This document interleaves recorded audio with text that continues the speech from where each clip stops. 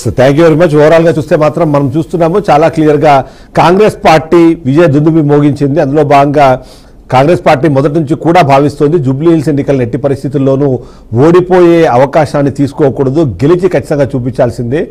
గెలిచే నేపథ్యంలో కూడా చాలా మంది భావించినట్టుగా 5 నుంచి 10,000 ఓట్ల తేడా మాత్రమే ఉంటుందని చాలా మంది భావించారు. అంతేకాకుండా ఎగ్జిట్ పోల్ సందర్భంలో కూడా రెండింటి మధ్య 3 నుంచి 4% ఓట్లు మాత్రమే డిఫరెన్స్ ఉంటాయని భావించారు. కానీ ప్రస్తుతానికి ఈ రిజల్ట్ అఫీషియల్గా అనౌన్స్ చేసే ముందు మనం చెప్తున్నాము 25,000 పైచిలకు మెజారిటీతో నవీన్ కుమార్ యాదవ్ గెలవడము. ఆ గెలిచే నేపథ్యంలో కూడా ఎక్కడైతే బీఆర్ఎస్ పార్టీ గతంలో భారీగా ఓట్లను సొంతం చేసుకుందో ఆ ప్రాంతాల్లో కూడా ఈసారి కాంగ్రెస్ పార్టీ ఓట్లను గెలవడం అయితే మాత్రం ఖచ్చితంగా ప్రతి ఒక్కరిని అంటే ముఖ్యంగా కాంగ్రెస్ పార్టీని అయితే ఆనందానికి గురి చేస్తుంది. ఇది ఒక బూస్టప్ అయితే ఖచ్చితంగా ఇస్తుంది. మరోవైపు తెలంగాణ రాష్ట్రంలో ఎవరైతే ఫిరాయింపు ఎమ్మెల్యేలకు సంబంధించిన డిస్కషన్ జరుగుతున్న నేపథ్యంలో ఎన్నికలకు వెళ్ళాలి అంటే ఎలాంటి స్పందన వస్తుందో అన్న ఒక ఆలోచన నుంచి ఇది ఖచ్చితంగా వాళ్ళకు ఒక పాజిటివ్ సైన్గానే చూస్తారు. గతంలో జరిగిన ఎన్నికల్లో ఇప్పుడు రెండు ఉప ఎన్నికలు కూడా కాంగ్రెస్ పార్టీ సొంతం చేసుకోవడం, ఆ 2 ఉప ఎన్నికల సందర్భంలో కూడా చనిపోయిన అభ్యర్థికి సంబంధించిన కుటుంబ సభ్యులనే నిలబెట్టినా సరే అలా కాకుండా కాంగ్రెస్ పార్టీకి ఈసారి ఓట్లు వేయడం అన్నది మాత్రం ఖచ్చితంగా ప్రజలు ఎలా ఆలోచిస్తున్నారన్న దానికి ఒక ఎగ్జాంపుల్గా చూడాలి. ఎందుకంటే గెలిచే పార్టీ తమకు లాభాన్ని చేకూర్చే పార్టీ అవ్వాలి తప్ప కేవలం మెసేజ్లు ఇవ్వడమో లేకపోతే వాళ్ళ సంబంధించిన నిరసన తెలిపేందుకు దాని ప్రయత్నంగా భావించకూడదు అనే ఉద్దేశంలో జూబ్లీహిల్స్ ప్రజలు ఉన్నట్టుగా మనకు అర్థమవుతుంది. అందులో భాగంగానే ఇప్పటికే గెలిచి 3 సంవత్సరాల అవకాశం ఉన్న కాంగ్రెస్ పార్టీకి మరొకసారి అక్కడ గెలుపునివ్వడం ద్వారా అక్కడ అభివృద్ధి చేసుకోవాలన్న ఆలోచనలో ప్రజలు వెళ్లారన్న ఒక పాయింట్ ఏదైతే ఉందో ఆ పాయింట్ని వాళ్ళు కన్సిడర్ చేసినట్టుగా మనం భావించాల్సిన అవసరం ఉంటుంది. మెజారిటీ 5-6 వేల ఓట్లు వచ్చుంటే ఖచ్చితంగా అది పోటాపోటీగా జరిగిందనే విధంగా మనము భావించాల్సిన అవసరం ఉండేది. గెలుపుకి కారణాలు మనం వెతికే అవసరం ఏర్పడేది. కానీ ఇక్కడ మాత్రం ప్రజలు వన్ సైడెడ్గా ఓట్లు వేసినట్టుగానే మనం చెప్పాల్సిన అవసరం అయితే మనకు కనిపిస్తుంది. ఎందుకంటే ఓవరాల్గా 4 లక్షల పైచిలకు ఓట్లు మెజారిటీ ఓట్లు ఉన్న పరిస్థితుల్లో ఇప్పుడు మనం చూస్తున్నాము పూర్తి స్థాయిలో మాత్రం కాంగ్రెస్ పార్టీ ఇక్కడ గెలిచింది, బీఆర్ఎస్ పార్టీ ప్రయత్నించింది, కానీ బీజేపీ పార్టీ మాత్రం పూర్తిగా చేతులు ఎత్తేసింది. అందులో భాగంగానే దీపక్ రెడ్డి డిపాజిట్ కూడా గల్లంతైన పరిస్థితి మనకు అనిపిస్తోంది. సో ఓవరాల్గా చూస్తే మాత్రం ఖచ్చితంగా జూబ్లీహిల్స్ ఎన్నికల ఫలితాలు ఏవైతే ఉన్నాయో ఆ ఫలితాలు ఇప్పుడు కాంగ్రెస్ పార్టీకి మరింత బూస్టప్ ఇచ్చే అవకాశం ఉంది. ఓవైపు స్థానిక సంస్థల ఎన్నికలు, అందులో వాళ్ళు తీసుకున్న నినాదం 42% బీసీలకు రిజర్వేషన్ కల్పించాలనే నినాదం, దానికి సంబంధించి దానికి కట్టుబడుతున్నట్టుగానే జూబ్లీహిల్స్లో బీసీ అభ్యర్థికి సీటును కేటాయించడము, మొత్తం క్యాబినెట్తో సహా కాంగ్రెస్ పార్టీ మొత్తం ఆ ఎన్నికలను చాలా ప్రతిష్టాత్మకంగా తీసుకొని ఓవైపు ముఖ్యమంత్రితో పాటు చాలా మంది మంత్రులు ఇక్కడ వచ్చి ఆ పోటీ చేసిన అభ్యర్థికి అనుకూలంగా ప్రచారం చేయడం కానివ్వండి, గెలుపుకి అవకాశం కల్పించాలి అంటే కీలకమైన అంశాలు ఏవైతే ఉన్నాయి అంటే ఒకటి ఆ ప్రాంతంలో జరుగుతున్న అభివృద్ధి, జరిగేందుకు అవకాశం ఉన్న అభివృద్ధి, అంతేకాకుండా అక్కడ ఎక్కువ ఓట్ బ్యాంక్ ఉన్న ఏవైతే కమ్యూనిటీస్ ఉన్నాయో ముఖ్యంగా మైనార్టీలను సంతోషపరిచేందుకు అజరుద్దీన్కి మంత్రి పదవి ఇవ్వడం కానివ్వండి, అలాగే మరో కమ్యూనిటీ కోసము ఎన్టీఆర్కి సంబంధించిన విగ్రహాన్ని నెలకొల్పుతామని చెప్పడం కానివ్వండి, అంతేకాకుండా ప్రతి ఒక్క చిన్న అంశాన్ని కూడా ఇక్కడ దృష్టిలో ఉంచుకొని వాళ్ళందరినీ టచ్ చేయడం అన్నది ఇక్కడ మనకు గెలుపుకి కారణంగా కనిపిస్తుంది.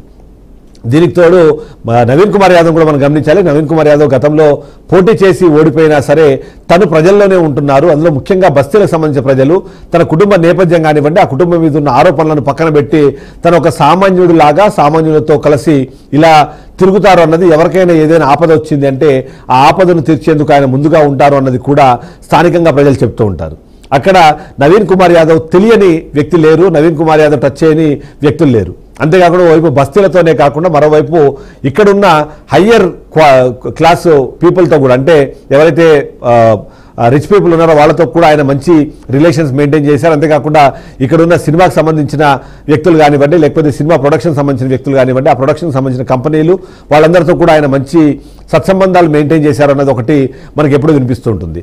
ఎవరికైనా కష్టం ఉంది అంటే ఈ పర్సన్ వెళ్ళి ఖచ్చితంగా అక్కడ నిలబడుతుంటారు. అది ఎవరైనా సరే ఎదిరించే వాళ్ళు ఎవరైనా సరే పెద్దవాళ్ళైనా వాళ్ళను పట్టించుకోకుండా వాళ్ళందరితోనూ మాట్లాడడం కానివ్వండి, వాళ్ళకి ఏదైనా అవసరం ఉంది అన్నా సహాయం కావాలి అన్నా సరే తన ముందుండి వాళ్ళందరినీ కలుస్తుంటారు, వాళ్ళకి చేస్తుంటారనే మాట వినిపిస్తుంది. కాబట్టి అందుకే ఇవాళ ప్రజల్లో ఉన్న వ్యక్తిని వాళ్ళు ప్రజలు ఎన్నుకున్నారో అని ఒక మాట కూడా వినిపిస్తుంది. మనం గతంలో చూసాము.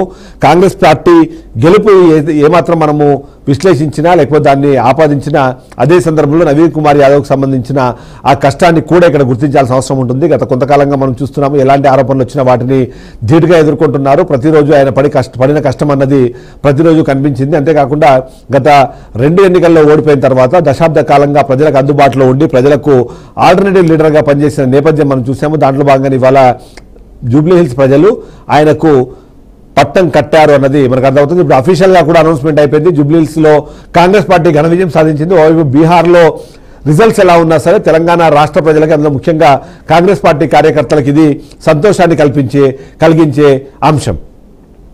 నవీన్ యాదవ్ విజయం ఖరారైపోయింది.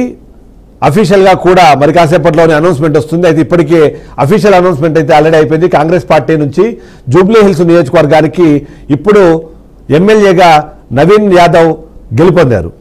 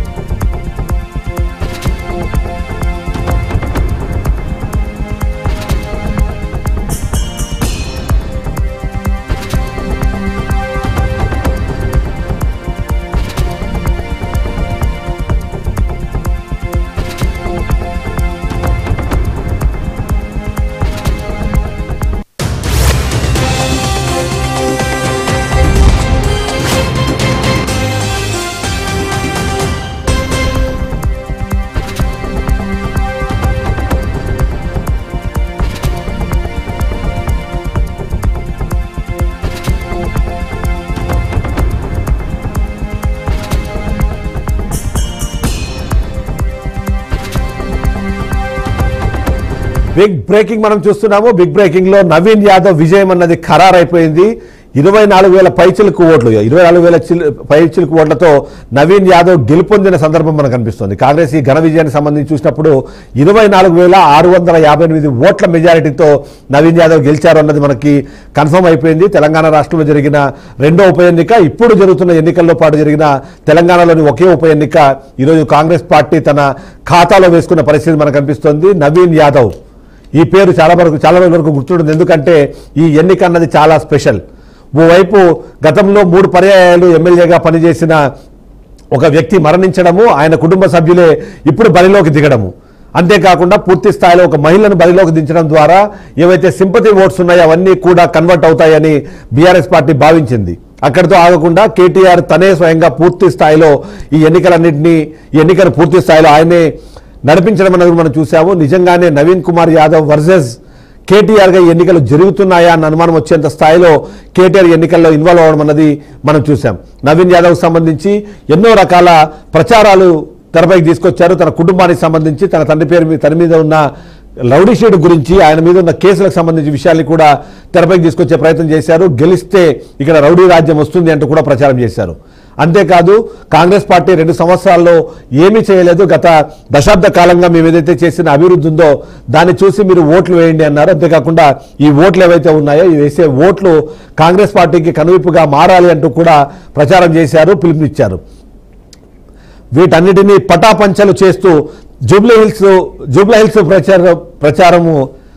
జూబ్లీహిల్స్ ప్రజలు చాలా క్లియర్గా చెప్పారు, నవీన్ యాదవ్కే మా ఓటు, ఆయన్నే మేము ఎమ్మెల్యేగా గెలిపించుకుంటాము అంటూ కూడా తను చెప్పిన పరిస్థితి మనకు కనిపిస్తుంది. ఓవరాల్గా చూస్తే ఇప్పుడు నవీన్ యాదవ్ గెలుపు అన్నది కాంగ్రెస్ పార్టీకి ఒక బూస్టప్ ఇచ్చే అవకాశం మనకు కనిపిస్తుంటే, అదే సందర్భంలో నవీన్ యాదవ్కి సంబంధించిన విజయాన్ని తెలంగాణ రాష్ట్ర ప్రజలకి, ముఖ్యంగా కాంగ్రెస్ పార్టీకి అంకితం ఇస్తున్నామంటూ కాంగ్రెస్ పార్టీ నాయకులు మాట్లాడిన నేపథ్యం మనం చూసాం. సో నవీన్ యాదవ్ ఇప్పుడు జూబ్లీహిల్స్ ఎన్నికల్లో గెలిచి తను మొదటిసారి ఎమ్మెల్యేగా తన విజయదుందుని మోగించారు. అదే సందర్భంలో ఈయన చేసిన గత కొంతకాలంగా తను ప్రజల కోసం వ్యవహరించిన తీరు ఏదైతే ఉందో దాన్ని ప్రజలందరూ గుర్తుపెట్టుకున్నారు అన్నారు.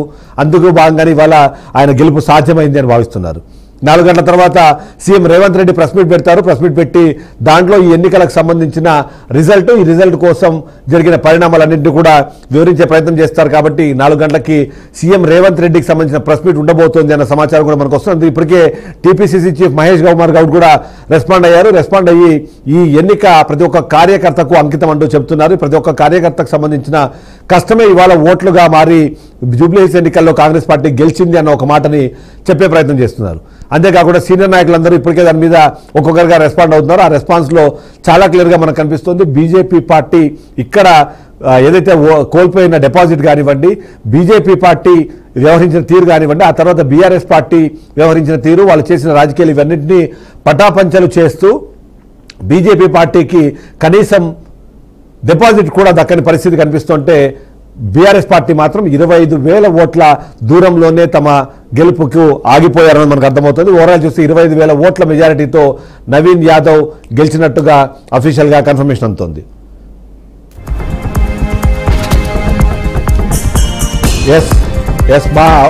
మా అవుట్పుట్ ఎడిటర్ వెంకట్ మనతో పాటు లైవ్ లో సిద్ధంగా ఉన్న, ఒకసారి ఎంత మాట్లాడే ప్రయత్నం చేద్దాం. వెంకట్, 25,000 ఓట్ల మెజారిటీ నిజంగా ఎవరైనా ఊహించారా? ఎందుకంటే ఏ ఎగ్జిట్ పోల్ చూసినా సరే రెండింటి మధ్య 3 నుంచి 5% మాత్రమే ఓట్ల డిఫరెన్స్ ఉంటుందని అందరూ భావించారు. కానీ బట్ ఇప్పుడు ఈ ఓట్ల డిఫరెన్స్ కానివ్వండి, 25,000 ఓట్ల మెజారిటీ ఎలా చూస్తారు? నిజంగానే 24,658 ఓట్ల తేడా మెజారిటీతో నవీన్ యాదవ్, కాంగ్రెస్ సభ్యుడు నవీన్ యాదవ్ ఘన విజయం సాధించడం జరిగింది. అంటే ఏదైతే మీరు చెప్పినట్టుగానే ఓట్ల పర్సంటేజ్ ఏదైతే మైన్యూట్గా ఉంటుందని ఎక్స్పెక్ట్ చేసిన 2-3%, బట్ బియాండ్ దట్ ఓట్లు నమోదైనట్టుగా, అంటే ఓట్లు అతనికి నవీన్ కాంగ్రెస్ అభ్యర్థికి పడ్డాయి. చాలా ఫ్యాక్టర్స్ ఉంటుండొచ్చు ఖచ్చితంగా. ఎందుకంటే గతంలో 2 సార్లు కంటెస్ట్ చేసి ఓడిపోయారు. ఒకసారి ఇండిపెండెంట్గా, ఒకసారి ఎంఐఎం అభ్యర్థిగా కంటెస్ట్ చేసి ఓడిపోవడం జరిగింది. అదో సెంటిమెంట్ అదొక ఉంటుంది. అది పర్టికులర్గా ఆ లోకల్గా ఆయన అక్కడే పుట్టి పెరగటం కానీ, అందరూ కూడా తెలిసి ఉండటం కానీ, ఈ అంశాలు కూడా కలిసి రావడం, అధికార పార్టీ అయి ఉండటం, అధికార పార్టీ అభ్యర్థి అయి ఉండటం, క్యాంపెయిన్లో మేబీ ప్రభుత్వం ఇచ్చినట్టు హామీలు కావచ్చు, ముఖ్యమంత్రి హోదాలో డైరెక్ట్ నేరుగా ఆయన ఇచ్చిన హామీలు కావచ్చు, అన్ని వర్గాలను ఆకట్టుకునేలా కొన్ని హామీలు ప్రకటించడం కావచ్చు, ఇవన్నీ ఈ ప్రాస్పెక్ట్లు మొత్తం కూడా కలిశాయి. సో అందుకే ఇంత పెద్ద విజయం వచ్చిందని మనం భావించవచ్చు. ఆఫ్ కోర్స్ ఖచ్చితంగా ఎగ్జిట్ పోల్స్ కాంగ్రెస్ గెలిచిందని చెప్పినప్పుడు కూడా ఓట్ల డిఫరెన్స్ తక్కువ ఉంటుంది అన్నారు. బట్ దానికి మించి ఆల్మోస్ట్ మోరాలెస్ 25,000 ఓట్ల మెజారిటీ కొంచెం అటు ఇటుగా గెలుపడం చాలా పెద్ద విక్టరీ. ఈవెన్ జూబ్లీహిల్స్ ఉప ఎన్నికకు సంబంధించి ఇప్పటివరకు జరిగిన ఎన్నికలు చూసినా సరే ఇంత మెజారిటీ ఎవరికి రాలేదు. ఆఫ్ కోర్స్ బై ఎలక్షన్ ఇది చాలా బై ఎలక్షన్ అంత పెద్దగా తీసుకోవాల్సిన అవసరం లేదు. జనరల్గా ఓడిపోయిన వ్యక్తులు, ఓడిపోయిన అపోనెంట్ పార్టీస్ ఎవరైతే ఓటమి నుంచి వచ్చారో జనరల్గా మాట అంటారు. మనకి ఇటువంటి కామెంట్సే అంటే బీఆర్ఎస్ అభ్యర్థి మాగంటి సునీత వెళ్లే ముందు అక్కడే కౌంటింగ్ సెంటర్ దగ్గర మాట్లాడడం జరిగింది. ఈ విధంగా కొత్త అక్రమాలకు పాల్పడే విధంగా చేశారు, అధికార పార్టీ ఇన్ఫ్లుయెన్స్ ఉపయోగించింది, డబ్బు పవర్ను ఉపయోగించిందని చెప్పేసి కొన్ని కామెంట్ చేయడం కావచ్చు. కవిత ఇంతకు ముందు మాట్లాడేటప్పుడు కూడా ఇది కేవలం ఉప ఎన్నిక మాత్రమే, దీన్ని అంత మ్యాక్సిమం చేసి చూడాల్సిన అవసరం లేదు, దీనివల్ల ఈ గెలుపు వల్ల ఎవరికి జూబ్లీహిల్స్ ప్రజలకు కూడా ఒరిగేది ఏం లేదన్నట్టుగానే ఆమె మాట్లాడడం. కానీ అఫ్కోర్స్ ఓవరాల్గా విక్టరీ అయితే కాంగ్రెస్ వశమైంది. గాంధీ భవన్ దగ్గర కావచ్చు, లేదంటే రేవంత్ నివాసం వద్ద కావచ్చు, లేదంటే నవీన్ యాదవ్ ఇంటి వద్ద కావచ్చు పెద్ద ఎత్తున సంబరాలు జరుగుతున్న పరిస్థితి కనిపిస్తుంది. అఫ్కోర్స్ బీహార్లో ఘోరంగా ఓడిపోయినప్పుడు కూడా ఇక్కడ కాస్తంత అంటే ఏదో బై ఎలక్షన్, ఎందుకంటే మనకు తెలిసిందే లాస్ట్ ఎలక్షన్స్లో మనకి సిటీస్ పరిధిలో ఎక్కడ అంటే హైదరాబాద్ పరిధిలో ఒక సీటు కూడా రాని పరిస్థితి, 2-3 పార్టీ మారినప్పుడు కూడా అధికంగా వాళ్ళ బీఫామ్ మీద గెలిచిన సందర్భాలు లేవు. సో ఆల్మోస్ట్ 2009 లాస్ట్ కాంగ్రెస్ అభ్యర్థి విష్ణువర్ధన్ రెడ్డి జూబ్లీహిల్స్ ఎమ్మెల్యేగా వెళ్ళడం జరిగింది. ఆ తర్వాత ఆల్మోస్ట్ ఇంత గ్యాప్ తర్వాత కాంగ్రెస్ అభ్యర్థి నవీన్ యాదవ్ విజయం సాధించడం జరిగింది. ఒక పెద్ద బూస్టప్ లానే, అంటే కాంగ్రెస్ శ్రేణులందరూ కూడా ఒక పెద్ద బూస్టప్ లాంటిది. సాయంత్రం 4 గంటలకి మంత్రులతో సీఎం రేవంత్ రెడ్డి కూడా సమావేశం జరుగుతుంది ఈ గెలుపు అనంతరం. అఫ్కోర్స్ అక్కడ మేబీ బీహార్ గురించి కూడా మరి చర్చించుకుంటారేమో, బట్ అక్కడ మరి దారుణమైనటువంటి వైఫల్యం, దారుణమైన పరాజయం, అది సెకండరీ ఫ్యాక్ట్. బట్ ఇక్కడ దీన్ని కన్ఫైన్ అయ్యారు కాబట్టి ఈవెన్ కొన్ని ఎగ్జిట్ పోల్స్కి ముందు కూడా కొంత చర్చ కూడా ఖచ్చితంగా బీఆర్ఎస్ కొంత మైన్యూట్ మెజారిటీ బీఆర్ఎస్ గెలుస్తుందనే ఒక వాదన కూడా చర్చ కూడా సాగింది. సో ఎగ్జిట్ పోల్స్ మాత్రం ఖచ్చితంగా కాంగ్రెస్ గెలుస్తుంది, కాబట్టి కొంత మైన్యూట్ డిఫరెన్స్ అన్నారు కానీ బట్ దానికి మించినటువంటి పెద్ద డిఫరెన్స్తో పెద్ద మెజారిటీతో గెలవడం అనేది ఒక పెద్ద కాంగ్రెస్కు పెద్ద భారీ విజయంగానే వాళ్ళకు ఒక ఆత్మవిశ్వాసం పెంచినట్టుగా ఉంటుంది. సో మరి మేబీ నెక్స్ట్ ఎలక్షన్ టయానికి అంటే ఈ హైదరాబాద్ పరిధిలో ఎలా ఉంటుందండి, ఇదైతే జూబ్లీహిల్స్తో మొదలైంది. నిజానికి లాస్ట్ ఎలక్షన్స్లో ఇక్కడ ఎటువంటి ఒక్క సీటు కూడా గెలవని సందర్భం మనకు తెలిసిందే. చాలా అంటే జిల్లాలు మొత్తం కూడా ఆల్మోస్ట్ కొన్ని జిల్లాలు క్లీన్ స్వీప్ చేసినప్పుడు కూడా 1-2 మినహాయించి ఇక్కడ మాత్రం ఎటువంటి ప్రభావం చూపించలేకపోయింది. మరి నెక్స్ట్ ఎలక్షన్స్కి ఇది పునాది అవుతుందో, జూబ్లీహిల్స్ ఎన్నిక అనేది పునాది అవుతుందేమో. హైదరాబాద్ రంగారెడ్డి జిల్లాలో ఉన్నటువంటి నియోజకవర్గాలు ఏవైతున్నాయో వాటిల్లో కాంగ్రెస్ గెలవడానికి ఏదైనా పునాది అవుతుంది అని భావించే అవకాశం.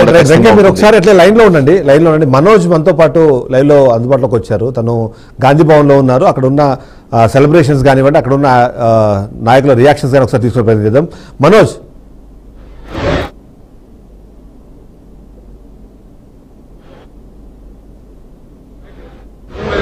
దాదాపు ఏదైతే జూబ్లీస్ విజయ దుందుకు మోగించారు 24,658 ఓట్లతో నవీన్ యాదవ్ అక్కడ గెలుపొందారు. బీఆర్ఎస్ పార్టీ దగ్గర ఉన్నాం.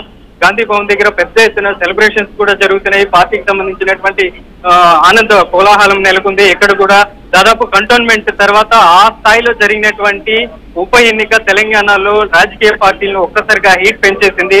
దీంతో నవీన్ యాదవ్ విజయం సాధించారు. విజయోత్సవ సందర్భంగా మనతో మాట్లాడడానికి గాంధీ భవన్ లో general secretary Congress party Pitta Rama Reddy గారు మనతో ఉన్నారు. వారిని అడిగి తెలుసుకుందాం. రామరెడ్డి గారు, చెప్పండి, ప్రధానంగా నవీన్ యాదవ్ విజయం పట్ల మీరు ఈ సంతోషాన్ని ఏ విధంగా వ్యక్తం చేస్తారు? ప్రజలు ఇచ్చినటువంటి ఈ తీర్పుని పూర్తిగా మేము కాంగ్రెస్ పార్టీ యొక్క కార్యకర్తలకు, నాయకులకు, మా నాయకుడు ముఖ్యమంత్రి రేవంత్ రెడ్డి గారికి, మా పిసిసి ప్రెసిడెంట్ మహేష్ కుమార్ గౌడ్ గారికి నిజంగా మేమందరం కూడా కృతజ్ఞతలు తెలియజేస్తా ఉన్నాం. ఎందుకంటే రేవంత్ రెడ్డి గారి యొక్క ప్రజాపాలనలో ఈరోజు ప్రజలు మరి ఇంత పెద్ద గొప్ప విజయాన్ని అందించారు అంటే ఆయన యొక్క పరిపాలన మీద ఉన్నటువంటి నమ్మకం, ఆయన అందిస్తున్నటువంటి అభివృద్ధి సంక్షేమ పథకాలు, 6 గ్యారెంటీలని అమలు పరిచినటువంటి తీరుతోటి ప్రజలందరూ కూడా ఎంతో నమ్మకంతో ఈ రోజు నవీన్ యాదవ్ కి ఓటు వేసి 25,000 పైచిలకు మెజార్టీ ఇవ్వడం అనేది చాలా గొప్ప కారణం. 25,000 పైచిలకు మెజార్టీ ఇవ్వడం అనేది చాలా చాలా గొప్ప కారణం, గర్వకారణం. ఎందుకనంటే టీఆర్ఎస్ పార్టీ కానీ, కేటీఆర్ కానీ ఎన్నో రకాల అవాకులు చివాకులు మాట్లాడేటువంటి తీరు ఏదైతే ఉందో నిజంగా చాలా సిగ్గుచేటు. కేటీఆర్ ఏం మాట్లాడతాడండి? నవీన్ యాదవ్ ఒక రౌడీ అంటాడు. కాంగ్రెస్ పార్టీ రిగ్గింగ్ చేసి డబ్బులు పంచి అరాచకాలతో గెలవబోతుంది అని చెప్పేసి మాట్లాడిన మాటలు నిజంగా ఆయనకు ఈ యొక్క తీర్పు చెంపపెట్టు లాంటిది. ఆ రోజు ఎన్నికల రోజునే మధ్యాహ్నం వరకే ఫుల్ క్లారిటీ వచ్చేసింది. కాంగ్రెస్ పార్టీ భారీ మెజార్టీతో గెలవబోతుంది అని చెప్పేసరికి ఆయన ఇటువంటి మాటలతోటి మరి కొంత డైవర్షన్ పాలిటిక్స్ చేయబోయే క్రమంలో నిజంగా ప్రజలు, విజ్ఞులు, తెలివైన వారు మరి రేవంత్ రెడ్డి గారి యొక్క ఈ యొక్క ప్రజాపాలన ఆమోదం తెలిపడం నిజంగా మా అందరికి కూడా చాలా సంతోషాన్ని ఇస్తుంది. గతంలో మనం చూసాం, జనరల్ ఎన్నికల తర్వాత జరిగినటువంటి లోక్సభ ఎన్నికల్లో మరి టీఆర్ఎస్ పార్టీ సాధించినటువంటి సీట్లు 0. ఆ తర్వాత కంటోన్మెంట్ ఉప ఎన్నికల్లో కూడా మరి బొక్కాబోర్ల పడినటువంటి సిట్టింగ్ స్థానాన్ని కోల్పోయినటువంటి బీఆర్ఎస్ పార్టీ మళ్లీ అంతే ప్రతిష్టాత్మకంగా వచ్చినటువంటి ఈ జూబ్లీస్ సిట్టింగ్ స్థానాన్ని కూడా మరి కోల్పోయినటువంటి విధానం ఏదైతే ఉందో ఒక్కసారి ఆలోచన చేసుకోవాల్సినటువంటి అవసరం ఎంతైనా ఉంది. ఒక్కరోజు కూడా అసెంబ్లీకి రానిటువంటి కేసీఆర్ ప్రతిపక్ష నాయకుడై ఉండి మరి ఈ రోజు ఎన్నికల క్యాంపెయిన్కి ఎందుకు రాలేదు అని చెప్పి మేము అడుగుతా ఉన్నాం. ప్రజలు అడుగుతా ఉన్నారు. అంటే వాళ్ళకి వాళ్ళ యొక్క ఈ ఎన్నిక మీద నమ్మకం లేకపోవడంతో బయటికి వచ్చే పరిస్థితి లేదు. వాళ్ళు ఈ ఎన్నికనే కాదు, రానున్న రోజుల్లో ఏ ఎన్నికల్లో కూడా వాళ్ళు పోటీ చేసినా గెలిచే పరిస్థితి లేదు. ఎందుకంటే రేవంత్ రెడ్డి గారు అందిస్తున్నటువంటి సంక్షేమ అభివృద్ధి పథకాలు ఏదైతే ఉన్నాయో, గతంలో రాజశేఖర రెడ్డి గారు అందించినటువంటి సంక్షేమ పథకాలతోటి రాజశేఖర రెడ్డి గారి అడుగుజాడల్లో నడుస్తున్నటువంటి రేవంత్ రెడ్డి గారు ప్రజల యొక్క మన్ననలు పొందుతున్నారు, వారి యొక్క ప్రేమను పొందుతున్నారు. కాబట్టి ఇవాళ కాంగ్రెస్ పార్టీ ఏ ఎన్నికలోనైనా సరే సునాయాసంగా విజయం సాధిస్తా ఉంది. కాబట్టి మేమందరం కూడా ప్రజలకు ఇచ్చినటువంటి మాటలు, ప్రజలకు ఇచ్చినటువంటి ఏ యొక్క హామీలు నెరవేర్చే ప్రయత్నంలో రేవంత్ రెడ్డి గారు ఉన్నారు. ఇవాళ మనం చూస్తా ఉన్నాం, హైదరాబాద్ లో మాకు గతంలో స్థానం రాకపోయినప్పటికీ, సీట్లు ఇవ్వకపోయినప్పటికీ మా ముఖ్యమంత్రి ఫ్యూచర్ సిటీ అని చెప్పేసి విదేశీ పెట్టుబడుల్ని కూడా ఆకర్షించే ప్రయత్నం చేస్తా ఉన్నాడు. 2,50,000 కోట్ల పెట్టుబడులు కూడా తీసుకొచ్చే ప్రయత్నంలో ఉన్నారు. కాబట్టి ఇవన్నీ కూడా ప్రజలు విశ్వసిస్తున్నారు. కాబట్టి ఇవాళ జూబ్లీహిల్స్ ప్రజలు ఇంత బ్రహ్మాండమైనటువంటి మెజార్టీ ఇచ్చి మమ్మల్ని ఆశీర్వదించారు. బీఆర్ఎస్ పార్టీ కూడా ప్రధానంగా ఆరోపణలు చేస్తూ వస్తుంది. ఏ రాష్ట్రంలో జరిగినటువంటి ఒక సీఎం ఒక ఉప ఎన్నికల్లో ప్రచారం చేయడం, బస్తీ స్థాయి లెవెల్లో ప్రచారం చేయడం అనేసి కూడా బీఆర్ఎస్ ఆరోపణలు చేస్తూ వస్తుంది. ఇంత పొలిటికల్ హీట్ పెరుగుతున్నప్పటికీ ఈ స్థాయిలో ప్రచారం అవసరమా?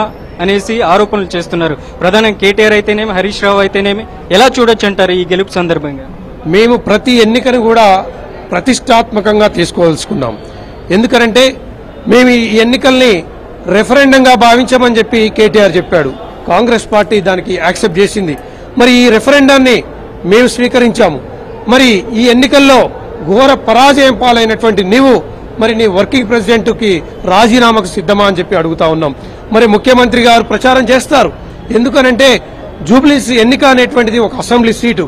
మరి జూబ్లీస్ అసెంబ్లీ నియోజకవర్గంలో కూడా అభివృద్ధి జరగాల్సినటువంటి అవసరం ఎంతైనా ఉంది. అక్కడ ఉన్నటువంటి ప్రజల యొక్క బాగోగులు తెలుసుకోవాల్సినటువంటి అవసరం కూడా ఎంతైనా ఉంది. వారి యొక్క ఓట్లను అభ్యర్థించడానికి మా ముఖ్యమంత్రి గారు మరి ప్రచారం చేయడంలో తప్పే ఉందని చెప్పి అడుగుతా ఉన్నాం. మరి వారం రోజుల పాటు ముఖ్యమంత్రి గారు ప్రచారం చేశారని చెప్పి గగ్గోలు పెడుతున్నావే, మరి నీవు కూడా ఎన్నో రకాలుగా ఎల్ఈడి స్క్రీన్ల పైన మరి మా యొక్క 6 గ్యారంటీ పథకాలు విఫలమైనాయి అని చెప్పేసి, దొంగ హామీలు అని చెప్పేసి నువ్వు ప్రచారం చేసినావు కదా. మరి ప్రజలు ఎందుకు నమ్మలేదు? నీవు చెప్పినటువంటి ఏ ఒక్క మాటను కూడా ప్రజలు స్వీకరించలేదే. మా ముఖ్యమంత్రి గారు ఈ జూబ్లీహిల్స్ ఎన్నికలలో ప్రచారమే కాదు, రానున్న స్థానిక సంస్థల ఎన్నికల్లో కూడా అదే మాదిరిగా ప్రచారాన్ని కూడా వస్తాడు.